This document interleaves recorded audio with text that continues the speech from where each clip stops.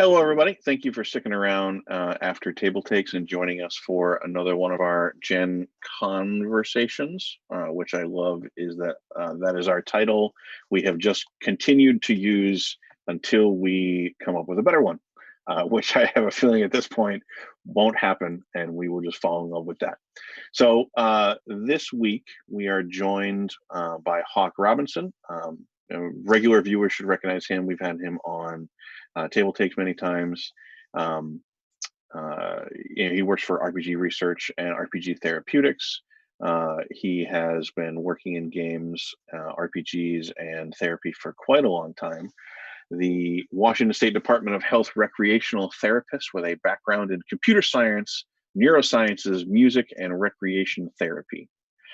We are also joined by Adam Davis of Game to Grow, who has a master's in education with a focus on drama therapy. He's also a founder and executive director of Games to Grow, a nonprofit based out of Seattle that uses games, most notably D&D, in therapeutic social skill groups for kids and teens.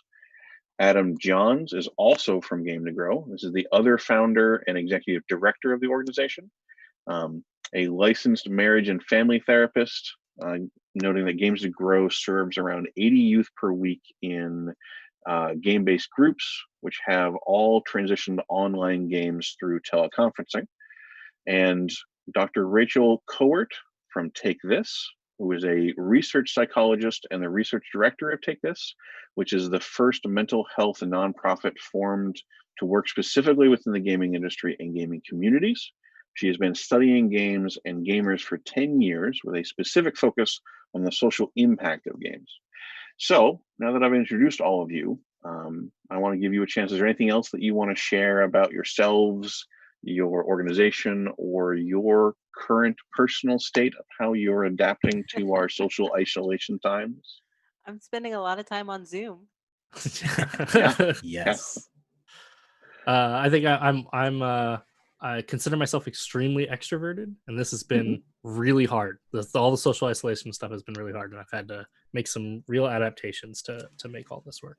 I consider myself not very extroverted at all, mostly introverted, and I still have found this particularly challenging to be in a blue void, just looking at boxes with faces in them. It's been hard. As much as I am mostly introverted, I have also adjusted to this online space, though it has been challenging. Yeah, one of the questions I want us to cover is, but aren't introverts immune to this problem? Which I have a feeling you might have an answer for. How about you, Hawke? Well, fortunately for our business, we've been online for a long time. So we only took initially about a 10% hit of our normal programs. And then now it's inflated the other way. The biggest concern is I actually haven't been able to get much sleep the last 3 weeks because I've been on call for a lot of mental health emergencies. I'm on the phone handoff and having to do interventions and such. I had to do about a dozen interventions just in the last 2 weeks. And so a bit tired going out there trying to help people get through this. But on our end, we're running mostly business as usual. It's just the community centers and schools that got shut down.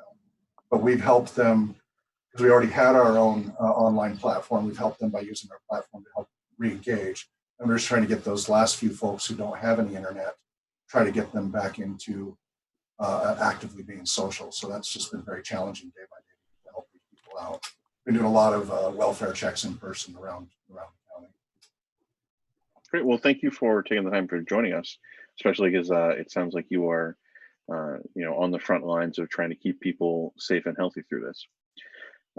So one of the first things I want to discuss, the overall topic that we're going to have gathered here today to discuss is both the importance of maintaining some sort of social connection with people during this time, when you may be trapped home alone, or you may be trapped home with just a very small subset of people that, depending on your circumstances, maybe you don't normally spend a lot of time socializing with. And then to discuss some of the ways to make that socialization a little easier, more productive, more helpful to you. So why don't we start off with just the question of what are the repercussions? What is the importance of maintaining social contact? What are the repercussions of being locked away for a month? How bad? How bad really is that? How bad is it being with your husband 24 hours a day for the last 4 weeks now? Socialization is a key component of our well-being, and not having that socialization inevitably leads to an increased sense of loneliness, and loneliness is associated with a whole lot of not good outcomes: increased stress, poor decision making, depression, cardiovascular disease and stroke. There's a 1996 paper that looked at different factors that relate to mortality, and they found that social isolation was twice as harmful to a person's physical health in terms of their mortality as obesity. So, not good. One of the things that I think maybe is really interesting about from a research perspective and from a psychological perspective about this pandemic is we don't really know exactly how damaging all this is going to be. We have a lot of research that tells us that, we need social connectivity and we need opportunity to connect with others. But this is at a scale that's unprecedented. And both systemically on a really large aspect of society being able to work together, but also individually. There's a lot of isolation here that is going to have these really long-standing, really long-term impacts as well as short-term impacts. And we can do kind of our best. And there's lots of research that helps support that of what kind of challenge that's going to present for most people. But we also need to have some recognition of we don't entirely know because this is so unprecedented. I'm going to respond to this with a little dose of optimism. And that's that I think this is a great opportunity for us to realize how much social connection matters. Mm-hmm. I, like I said before, am a little introverted and I like my me time, and I'm just about done being by myself now. I'm really excited to be around other people. Like Adam and I, we've been running Game to Grow since its inception, and we were in Wheelhouse Workshop for years before that. And like, I used to see Adam like every day for like 8 hours. Like I like don't see him anymore. And now I see him in a little box and we have scheduled meetings. And like, there's a big part of that framework that was more than just like my habits, my routines. It was like there was some sort of very human phenomenon where like I'll bet our heartbeats were synchronized. There's like these neurobiological phenomenon of being together with other people that we will see the damage from this, certainly. But my hope, my takeaway is that we see just how valuable and how good we had it before. And we are using a lot of internet resources now. Game to Grow has shifted all of their groups online.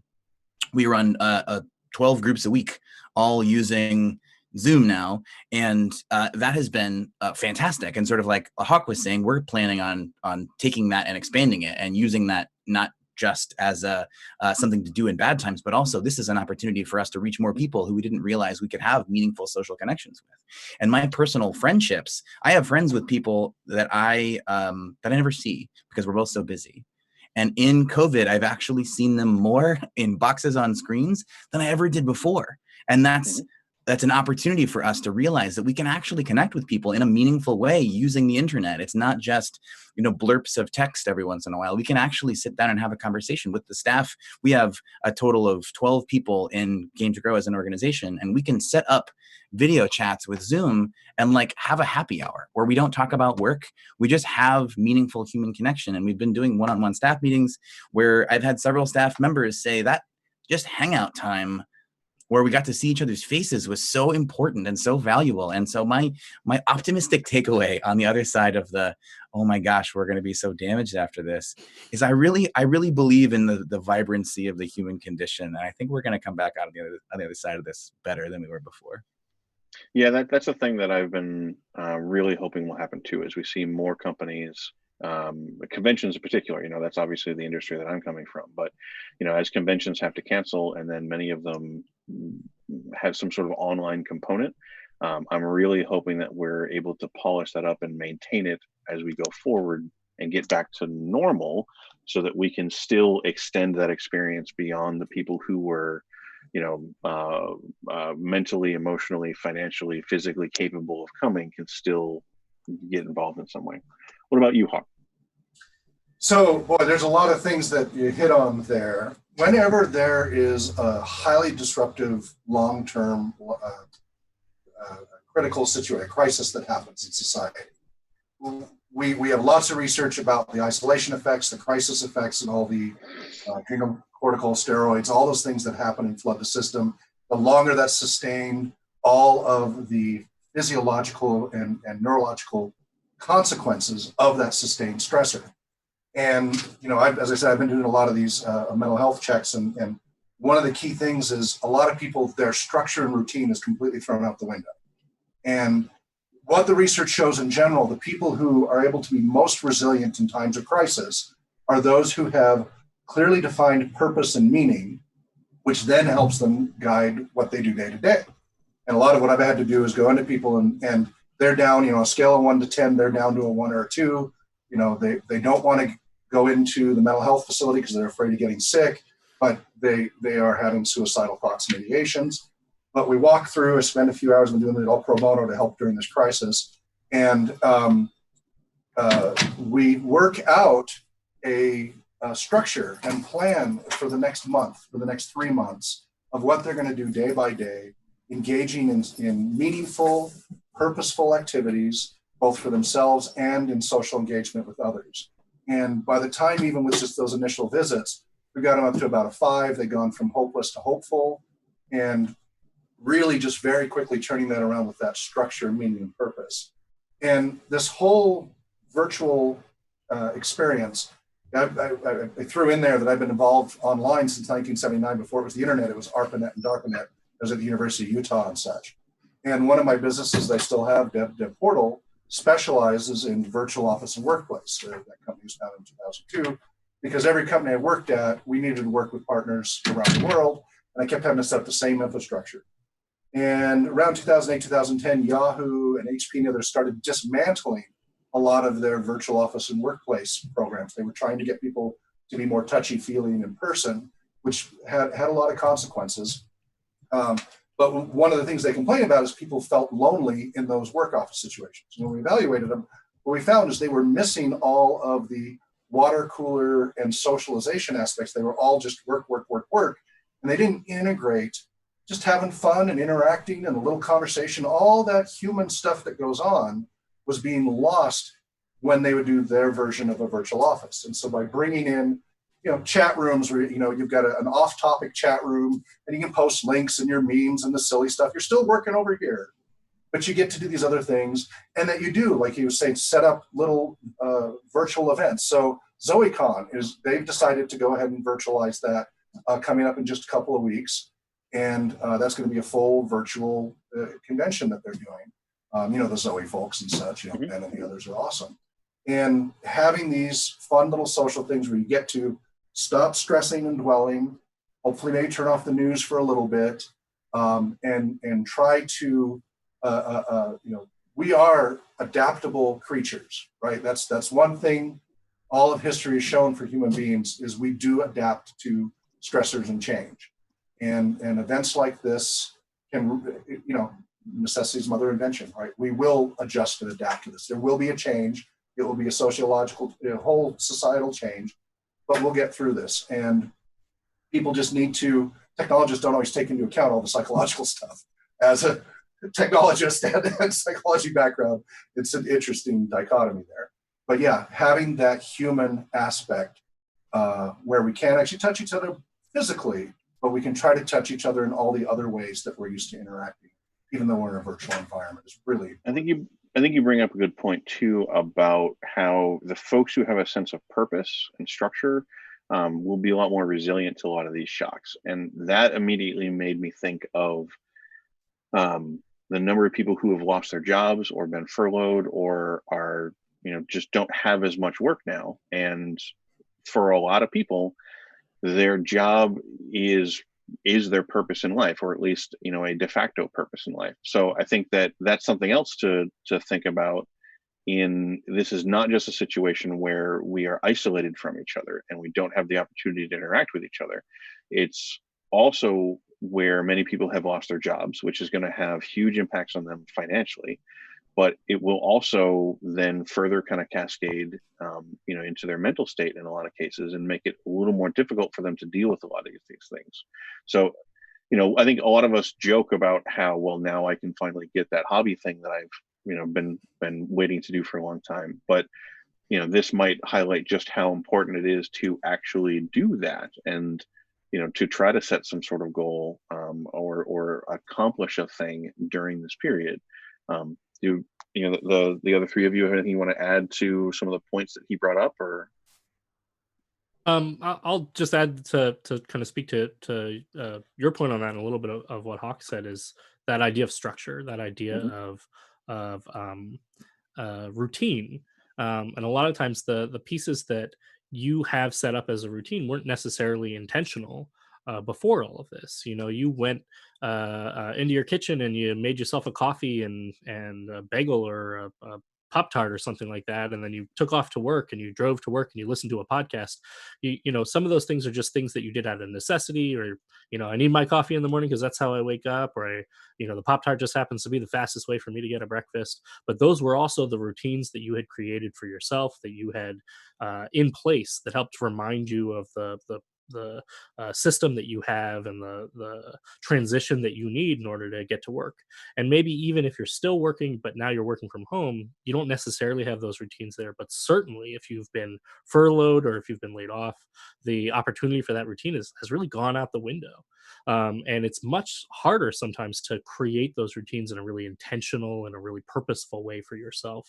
And it's amazing how small those routines can be and still be significant and still be important to you. Something as simple as, when I wake up, I take the time to make myself a cup of coffee, can go a long way to setting up some of the other parts of your day. Or, I'm still going to make sure to when it comes around to 3 o'clock, I'm gonna make some transition of whatever it is that I'm doing to now listening to my podcast that I always used to listen to right around that same time. So sometimes those routines existed before, and now you have to take a little bit of effort just to make those a little bit more purposeful for yourself.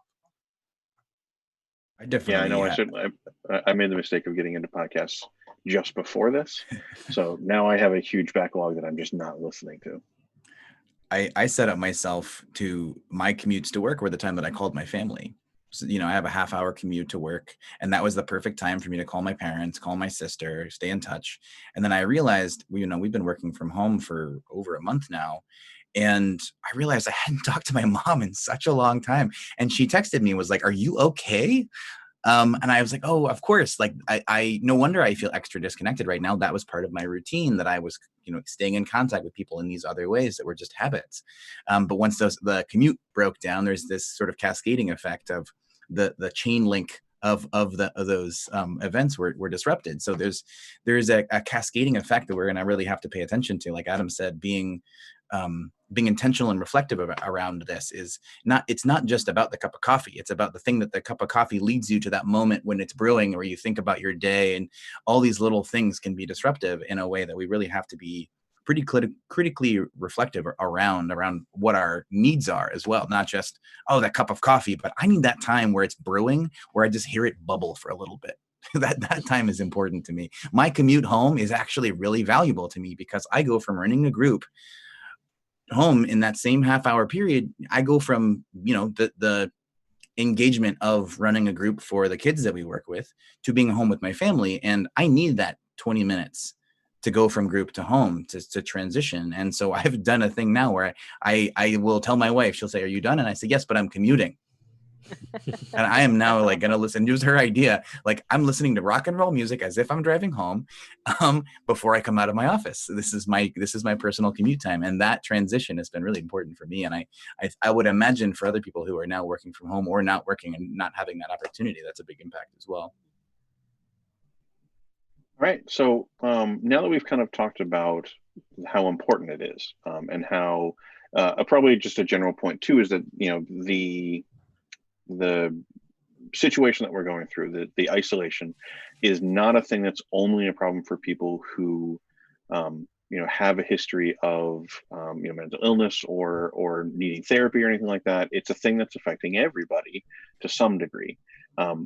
What maybe like now we can talk about some of the kinds of things that are interactions, like what kind of regular interaction is important and necessary for mental health. So, we talk about wanting to have interaction with people, but I imagine that, just waving through your door window to the mailman when they drop off your package doesn't really count.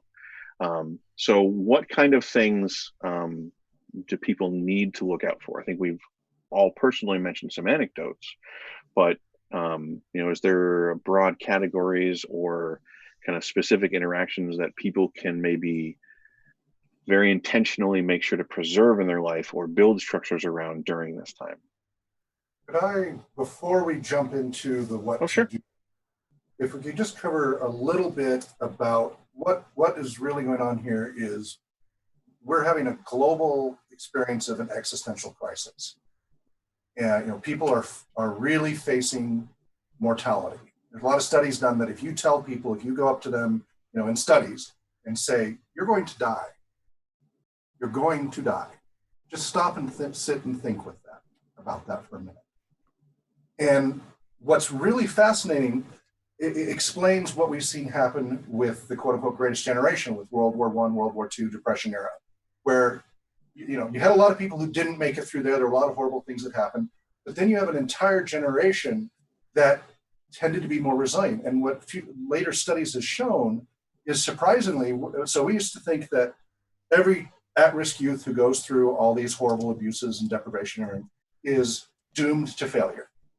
But what a lot of research studies are actually showing is many of them are more resilient because they learned skills and mechanisms to get through that then take them through other crises that others never developed those skills to deal with and when it hits them in later ages.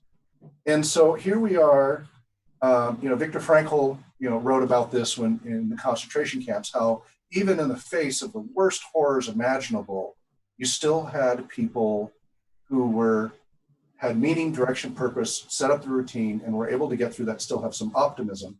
And the research actually supports that optimism, that this, as painful and challenging as it is for some people, there will be people that without help and support won't get through that if we don't help and support them. So that's what we're here for to do. But for the vast majority of people, this is actually going to improve people's outlook, because when you say you're going to die, what research shows is people then start focusing on, no, wait, I'm this healthy. They start protesting against the death and focus on what they have, how healthy they are, everything they have in life that they can appreciate. It tends to trigger that in a lot of research studies. So it's just something I just wanted to, just for people to just maybe think about that for a second. And, back to Adam's point about being more optimistic, that we will most likely come through this better and more optimistic than before after having struggled through this challenge. So this is our society's communal goth phase, where we're all going to kind of contemplate our morbidity and come through it a little more excited and vibrant afterward. We can only hope, right? Well, I mean, you touched on it too, Derek and Adam, about becoming more social. We call it social distancing. Really, it's physical distancing, and we're all trying to seek out more social closeness because of the physical distancing.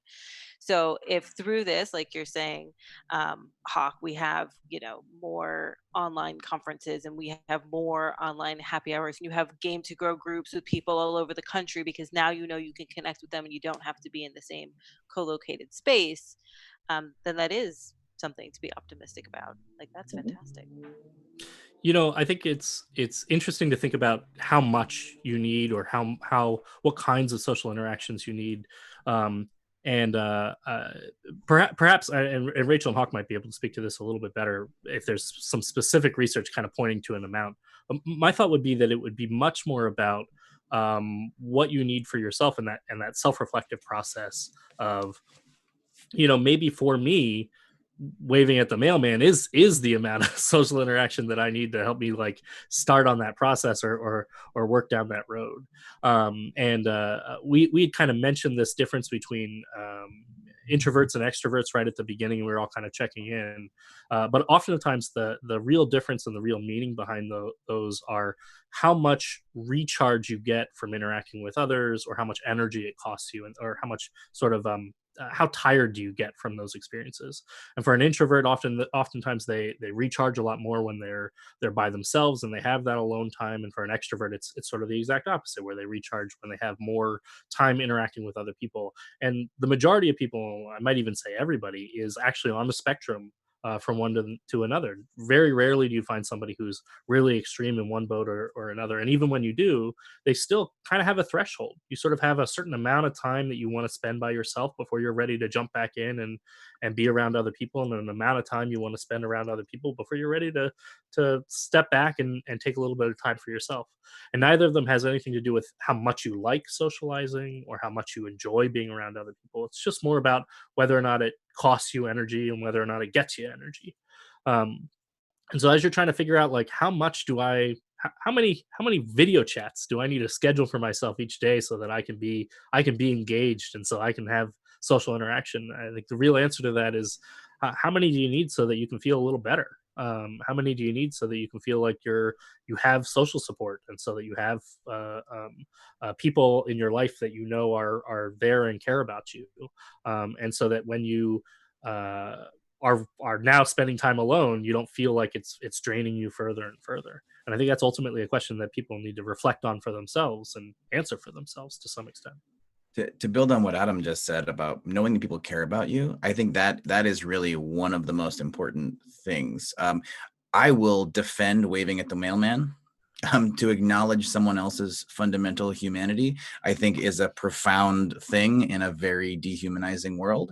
So I think it is very crucial that we wave at the mailman. Or there was an article that I can't remember now. Maybe one of the researchers in the discussion can back this up. It was about the sheer value of when someone comes onto an elevator with you, which now we don't go on elevators because they're too small.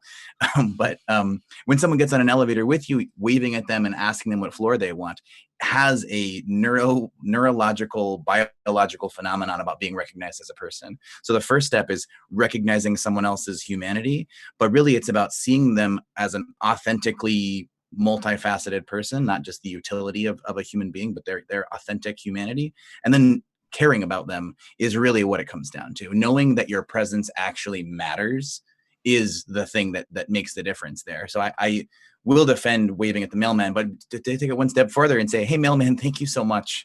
And then one step farther and learn the mailman's name. Those are the steps that we need to take. Still keeping your 6 to 8 feet of distance, but acknowledging and appreciating someone else for what they do, not just for me, but for what they do. Their sheer existence, I think, is where we need to go. Rachel? Yeah. I mean, I think everyone's threshold is different, like Adam was saying. For some people, waving at the mailman might be enough. I also wave at the mailman. Thank you for still delivering my mail. But, friendships, if you want to go more of a scientific bottom level, it's a transactional relationship where you get social and emotional support. So for me, I need those office hours that I have with my colleagues that take this, where even if I'm not talking to them, I feel like they are there, and I need, the call to my best friend back home to see how she's doing and see how, mom life is with toddlers, because we both have young children. And for other people, that might not be as necessary. So I think that everyone is different, but you need to figure out what level's best for you to maintain your level of well-being. I know I have some friends who live alone, and it's exponentially harder for them when they live alone and or have no pets, because they can go entire days without speaking with people, and that can be really hard. So knowing that we have the technology to connect, and I know we're going to talk about that later, and the different ways we can connect online during this period is really important. So to get to the point of everyone, obviously is going to have a different level of interaction that they need. I suspect that there's a lot of people who have just never had the need to have a level of introspection to get a gauge of that. So now that you are tossed in the deep end, this is, I imagine, a very complicated topic and will also vary a lot from people to people or person to person. But if someone needs to figure out how much interaction that they need, are there any techniques or advice or thought exercises that you can recommend to folks other than just continuing to schedule calls until you, or social interactions until you feel satisfied? Like, is it just drink from the fire hose until you're full, or is there a better way to approach it for people? A big part is quality over quantity, right? This is, there's a lot of studies about, screen time. Being a recreational therapist, the previous generations were no screen time, it's all evil, it's all bad. But then later research said, well, it depends. And one of the things that about half a dozen different studies I've read the last 10, 12 years of neuroscience and such have found that is about an hour to two of like video games is good for development, right around the 45 to 90 minute spot. Doesn't matter the game, whether it's Tetris, whether it's a shooter, whether it's a role-playing game, whatever, you get different benefits, but benefits. After you start to hit that hour and a half, 2 hour mark, some of the deficits that start to kick in with stress and being sedentary and other lifestyle things that happen start to overtake that on a daily basis. This kind of makes that a little more complicated, but that was very specific to video games. Other studies also show that if you just have like the TV on loud shows that are interrupted by commercials, all of that, you will actually get more and more fatigued leaving that running rather than recharging. You come home from a long day, you turn on the tube and bench in front of the television, and you don't recharge your batteries. Well, with the socialization, it's a different thing too. So some people, some of my loved ones and such, they really recharge with just one or two of us there. And just side by side, maybe doing our own thing, but we're there. We have each other's presence there. But 3, 4, 5 people is exhausting. And so definitely recognizing where that works for you and doesn't work for you. And the key thing with the online screen, now that we have to do more screen, is make it quality. Don't make it all fluff. Do the social stuff, but recognize when you're getting fatigued from that. This process, our brains have to go through, for this two-dimensional space, there's stuff that happens our brains have trouble dealing with conversion of trying to understand things in a three-dimensional space. That's part of why a lot of people who do this conferencing get fatigued with the conferencing itself. We've seen it with our studies. Every time we bring any electronics into a tabletop role-playing game, it tends to disrupt their level of immersion, on a scale of 1 to 10 by a point or two or more. And it's very fascinating. So we need to integrate breaks into whatever we do. We need to physically get up. All of our programs, every hour or so, there's a mandatory physical break. Get up for at least 5 minutes, physically move, run to the bathroom, do what you need to do, but actually stand up and do something. And it's going to be really easy right now to just sit in front of that screen because there's nothing else there and just take it in. But it's like eating junk food, right? Eating Twinkies. You're going to feel worse and worse and keep eating more and feel worse and worse, as opposed to consuming the better quality that raises you up and helps you feel better. But that is going to be very individual. And people are going to have to get an idea of, well, okay, I like this amount of streams and podcasts, and it starts to wear on me. Then, this amount of music streams or something, and then this much of, YouTube how-to videos, this much of talking to friends and family. You're going to want to kind of get a feel for what works and really become mindful of that. So basically experiment and think about what you're digesting and put some thought into, is this what I want, or do I need something different? Exactly. I almost feel kind of building on that idea, Hawke, that it's really that moment, you have that social interaction, you have that video chat, or you play games, online with a friend. After you're done, take a moment to ask yourself some of those questions. Take a moment to say, like, do I feel better? Did I enjoy that experience? Did it help me feel any better? And then take a little extra after that to say, what about it helped? What about it made me feel better? Was it that it was friends? Was it that I was talking with other people? Was it that it was games? And maybe I need to like introduce a little bit more games into my life. Maybe a combination of all of those things.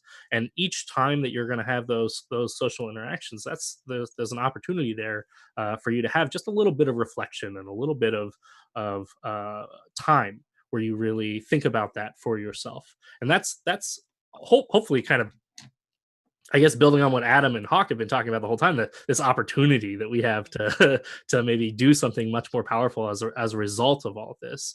That's the kind of intentional thinking and the kind of reflective thinking that really is going to help you in other parts of your life moving forward from here. If you can take that from every moment, from every interaction that you have, and a moment where you say, what went well about that? What did I like about that? What do I want to make sure I get more of next time? There's a lot of opportunity in there for you to take that into your next gaming session, into your next work meeting. Whether or not it's online. Exactly. And some of what I think you're talking about, which I think Rachel could talk about the most, because she's done more studies on games than anybody I know. But I think that there's something around the socialization aspect that is sort of what Hawke was saying around it's eating Twinkies. Your body has a desire for it. Your body has a desire to be social, whether we're introverted or not. We are inherently social beings. So we have this desire to connect with other people.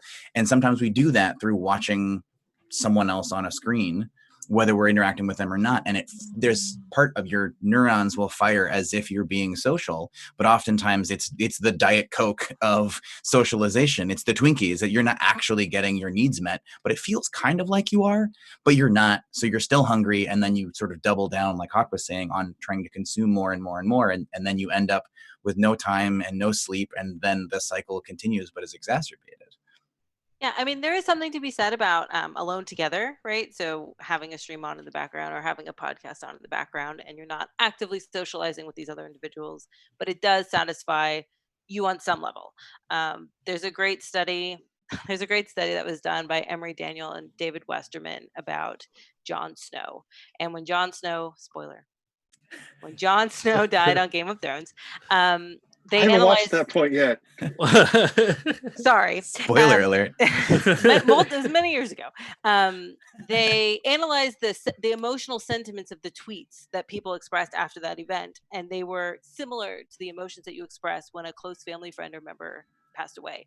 So even if we don't have these relationships with the people on stream or the people on the podcast, these parasocial relationships definitely, they satisfy us in some way. They evoke the same emotions that they do with a close friend or family member.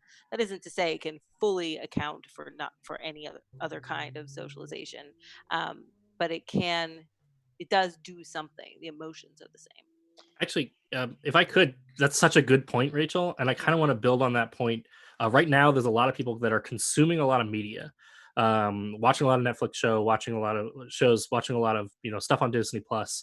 One of the things to keep in mind is how you are emotionally impacted by the media that you consume, and to be aware of what kind of media you're watching. Just from an anecdotal perspective, I consider myself really influenced emotionally by the shows that I watch. I cry during Pixar movies a lot, and I am very drastically impacted by shows that I feel like are depressing or like a really a struggle. I love the show BoJack Horseman. I cannot watch more than 1 or 2 episodes of BoJack Horseman without feeling like I'm getting depressed. I'm becoming depressed as a result of the emotional interaction with the show. Adam and I like to call this narrative transference, but there's lots of other names for it that come from other perspectives. And the functional idea, especially in a time like this, is that it'll be very easy to fall into, I'm just binge watching this show, or I'm just making my way through it. And it's important for you to reflect, once again, that reflection and intentionality about what is that show giving to you, what place is that show putting you in. And you may find that the shows that you're watching are contributing to your mental state, maybe in a positive way and maybe in a negative way. And it may be a time to go, ooh, do I really want to watch another episode of Tiger King, or should I transition some things over and watch a little bit of something that's bring more heart and more joy into my day, because I can feel myself becoming a little bit more Tiger King's pretty good. not to disparage on Tiger King in any way. I was about to say, Adam, I also feel a lot of transference when I watch shows, and that's why I'm about to start a big cat zoo. Just so you know, it's my new side project. Perfect. This is supported by psychology too, mood management theory. So that is something to be said. My mom watched Contagion the other day and called me in a terrible mood, and I was like, "Of course you're in a terrible mood. Why would you watch that?" Yeah. So before we start talking about some of the specific tools that people can use and techniques to socialize here, one thing that I think was mentioned offhand a couple times was a little bit about kind of the being alone together thing, where just the benefits of being in a space with another person, even if you're not interacting with that person, still counts as social interaction on a level and shouldn't be discounted. But I think something that people find very awkward, and I think there's a pretty heavy stigma against, is the idea of just video calling somebody and not talking to them and just letting them kind of be there. Like that was a thing that my wife and I did when she was in Ireland and I was in the US. Sometimes we would play video games, sometimes we would talk with each other. Like we absolutely would engage with each other, but sometimes it was like we just talked a couple hours ago. I don't have anything to say. I've got some work I want to get done. Like I need to do this. But it's nice to just have you nearby. Or because of the time zone difference, she would be going to sleep when I would be working on something. So she would just put the video on and go to sleep. And a lot of people thought that was very weird, but especially I think now, like how valuable do you think some of those things may be to people? So I noticed everybody kept using the word reflecting in what they were watching and such, which there's a controversial theory in the neuroscience world about mirror neurons and such, about that there definitely are some motor neurons that up to 10% of certain types of motor neurons mirror other activities. So you watch somebody do an activity, part of your brain is firing and mirror to that. But it's still a controversial topic. It's not a fully established thing. There's a lot of debate going on. But it's a fascinating topic. If at least part of it is true, that what we're consuming there is triggering these reflections of experience, it's really important to realize that. So if you are watching a bunch of stuff that makes you feel bad, odds are that's not going to help you feel better. So you want to really be mindful of that when you start binge watching on top of binge watching on top of binge watching on top of binge watching without relief.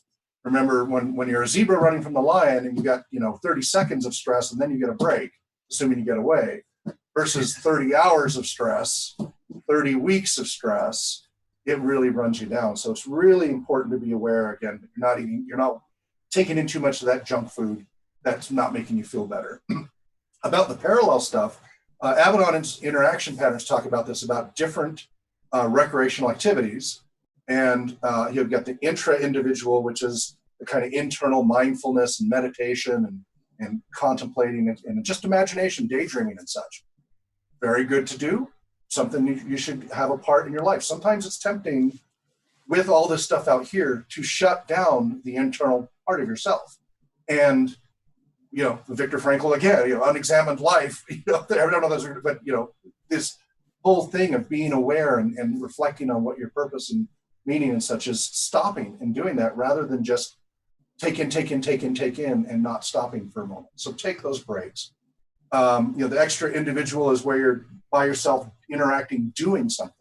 That's a very important part. It's a key tenet of recreation therapy, is that you are doing something active rather than just passively receiving.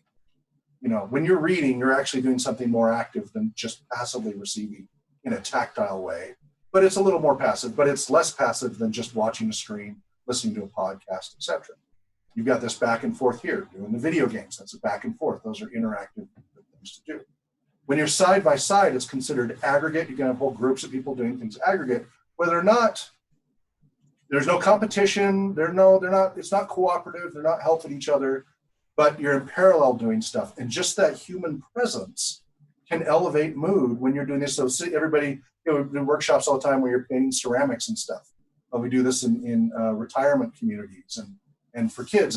And there's a bonding that happens, even though it's just, could you hand me that paintbrush? And things like that. Or, hey, did you see this? Just that little bit, but really just the parallel activity gives us some of that human connection. And with that reflection that you're talking about, role-playing games, hello, where we have to say, well, stop for a moment. What is your character? So first, stop and think about how your character would feel and verbalize that out of character. Meta discussion here. How do you think your character feels when this NPC is being rude to it? Okay, now how is your character going to act? So you've stopped, you've done an assessment, you've realized how the character feels, and then you've decided on an action, because we can do that in the game-based setting, and it emphasizes that process that we don't often stop and do. And with all of this going on, it's going to be really easy to just bombard, and shut off that internal process. And it's really important that we set aside time for that both internal and quiet paired time and such. Hawke, you've mentioned Viktor Frankl a few times, and I just wanted to make sure the audience knew that that book, Man's Search for Meaning, is a fantastic book.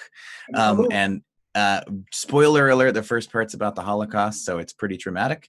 But the second part of it is actually really empowering and really cool. There's a quote from Viktor Frankl that I like a lot that I'm sure Hawke knows it better than I do. I'm going to misquote it, but he says, "Between every stimulus and response, there is a space, and in that space is our power." I've always loved that. And it really ties really nicely into role-playing games where you can just stop. There's initiative, of course, but you can always just pause and get an internal monologue. What are your thoughts and feelings about this? Yeah, the power to choose our response, and in our response lies our growth and our freedom. There you go. That's the quote. I like I like your version. My alternate version of it. I like to like paraphrase and misquote, but that's the quote I like. Yeah. Yeah, it's a little read, but it's a deep read. Mm-hmm. It's one worth reading several times, actually. Luckily, law schools have it now in public schools and such.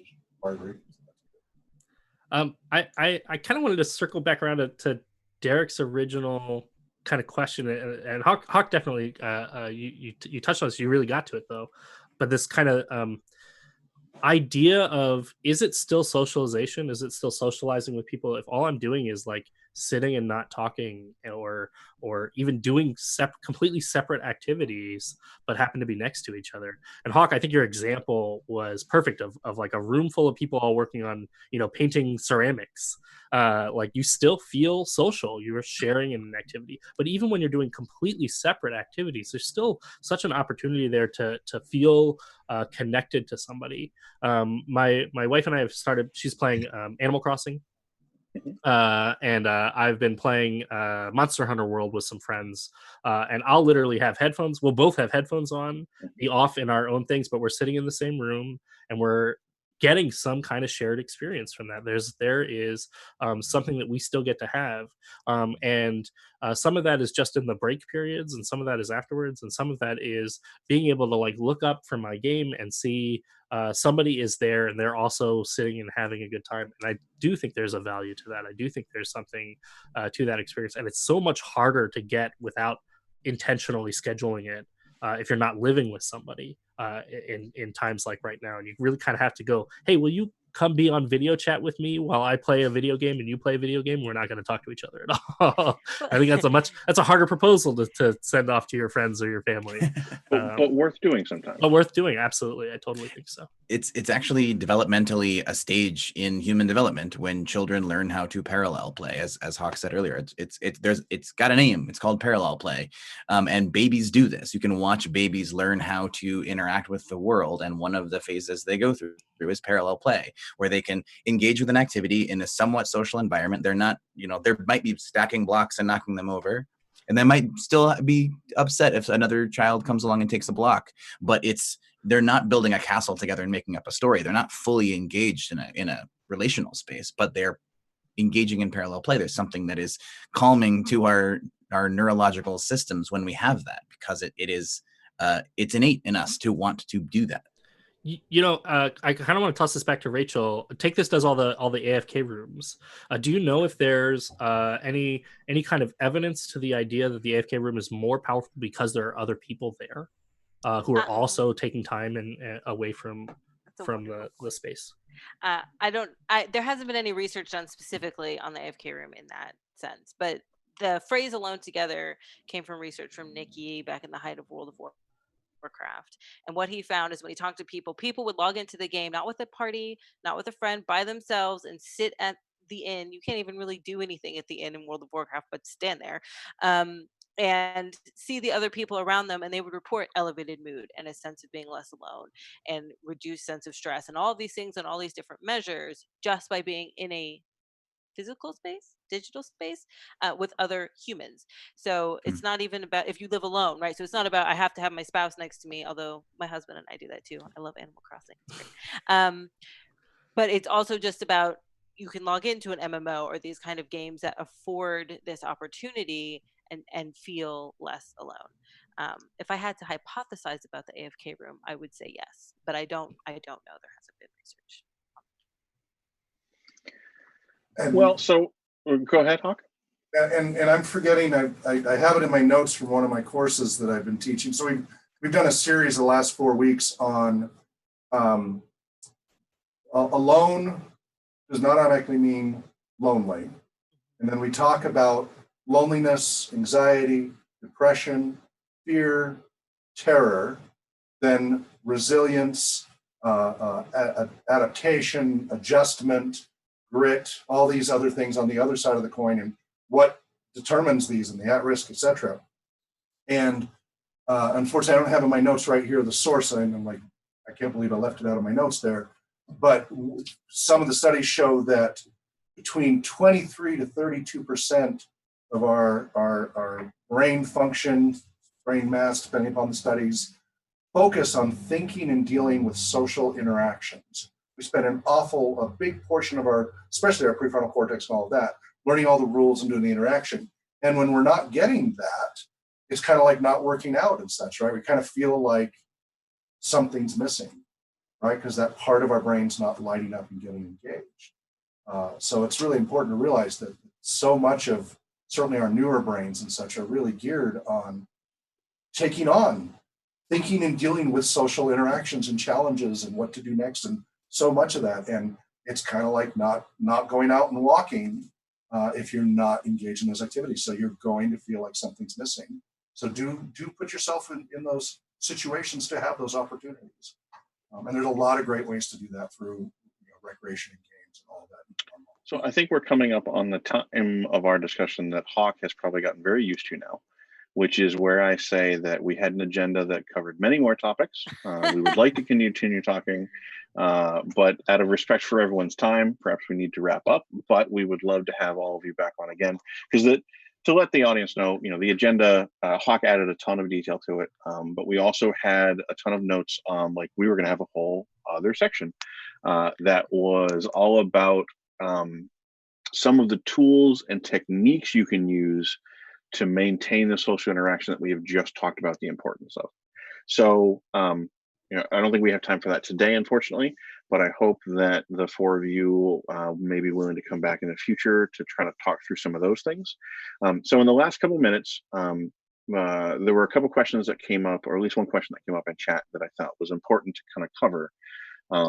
And somebody said that as the days and weeks go by, with a lot of us that stay at home and in social distancing mode, what can they expect to feel, and what should people be doing differently to cope? And I think we've talked a little bit about different ways to kind of maintain social connection, but I might be reading it wrong, but I feel like the question is kind of getting at what is normal to feel during this time and what isn't. I mean, and that's kind of a tricky question, but as you're going through this, what are natural things to be experiencing that you're going to want to tackle? Stress, Mm-hmm. distress. I think I want to throw this to Adam Johns. I definitely think the space that you're looking for is, there's a lot that's going to be different here. You're gonna experience a different world. This is a different world that you're currently living in, and that's going to shape and change your experience that you're having and the way that you interact with your world. The space that I would be looking for yourself to be reflective on, to be alarmed about, is the space where you are the classic sort of examples for mental health. Are you losing joy from things that usually bring you joy? Are you finding that you have a short fuse, that you're getting upset or you're angry or frustrated about things that you normally have a little bit more resilience to be able to handle? Some of those things may seem like small pieces, but they're also the pieces that are oftentimes the very early warning signs of other stuff. And there's lots of physical stuff as well. Are you finding that you're having trouble sleeping through the night? Are you finding that you're tired more during the day than you normally are? And I would pay close attention to those small things as indicators that you might need to make a change, and you might need to reach out for help. And I know we're short on time, but Hawke, I'd love to pass it back to you actually to talk about. You've been doing all this crisis counseling. Do you have any really particular points that you think would be really great to pass on to people they can watch for? So people worry about potential loss, and that generally always outweighs the opportunities for gain, right? There's so many more things to worry about, and we miss a lot of the opportunities. So this tends to lead people to believe that all will remain permanently as it is right now. But remember, change is inevitable. Things always change. Right now, people are having their salutogenic understanding of the situation of the world, their coherence of the world greatly challenged. And so that shakes things up. And so change generally requires new ways of understanding our world so that we can cope with it. And it's often first viewed from our old ways of seeing things, right? The way we saw things before. So only gradually do we start to make way for new ways of thinking and acting. And it's important how we understand change in the context of growth and development, that change can be a good, helpful thing. And very, very critical, some very manual exercises. Sit down and work out a schedule. Plan for the next month or so, the next 3 to 4 weeks, set up little events, set up your call schedule, put together little social events, make a schedule. You've got a little more time now, maybe for some people, sit down and make a schedule that you never quite got around to, but interject it in a balanced way. Don't overfill it. Make sure there's time for just soak in the tub, whatever. You just enjoy your being yourself. There's a bunch of resources out there. So Derek mentioned it briefly. We've got a whole bunch of free games available, social games people can join. It's rpgresearch.com/events. You just sign up and join. We try to provide everything you need. You just show up remotely over it. Also related to all the things you could do, we set up a page, it's rpgresearch.com/social-gaming. And we're putting up all the resources and links for all the different things and evaluating free, low cost, and premium options, all the different ways. Because we work with all kinds of populations. Many of them don't have internet. They may not even have a flip phone. They're cut off. So we're always very mindful about not excluding everybody, giving everybody an opportunity to engage in the activities. So we're putting up a very detailed list there of lots of choices. When people feel they have a choice, they feel like they have a little bit more self-determination in life. And that really can be a powerful buffer against crisis when they feel there are choices. It's when you feel like you have no choices and no options that it can get hopeless. But if you experience it, it's normal in a crisis. Anxiety, fear, worry, these are normal. And instead of fighting it, be with it for a moment, acknowledge it, right? Go, oh, I'm noticing this. Now, what are you going to do about that? What are you going to do to move forward? When you fight it, it tends to build up and build up and build up and creep up on you. And that's when it can be really toxic and undermine you. So it's okay to feel afraid. I think on top of the fear that people are feeling, and maybe anger, depending, the injustice of the world, I think people are probably also feeling grief, and they don't know that they're feeling grief because we don't have a good cultural conversation around grief. But I think that there's a lot of grief around the way the world is changing and the narratives and the habits are changing. And how do we relate to that? It is a loss. And I think we have to process that loss. And I think understanding that sort of dull echo as grief. And some of us are afraid because of our particular health scenarios, and that might be entering into the equation. But a lot of us who are staying at home because we're protecting other people, it's loss we have to process. It is loss to the normalcy, maybe loss to a job. But I think recategorizing our experience as grief would be a big help for a lot of people to understand that it's okay to not be okay, to still take this as line. It's okay. I mean, we are where we need to be right now. Feeling bad, feeling that sort of emptiness inside is normal right now. And it's okay to be less productive. It's okay to not be doing your push-up routine or whatever, your home workout. It's okay to eat twice as much pizza that one time, reflect on it or whatever. But it's okay to struggle right now. And I think that's the lesson that I would love people to take away from this, is it's appropriate to be upset in the midst of a global pandemic. Well, I think to kind of continue that, not only is it okay or expected to feel a lot of those things, but it's also okay and encouraged to reach out to your social network and your friends, not only to support yourself, but because chances are really high that they are feeling a lot of the same emotions too.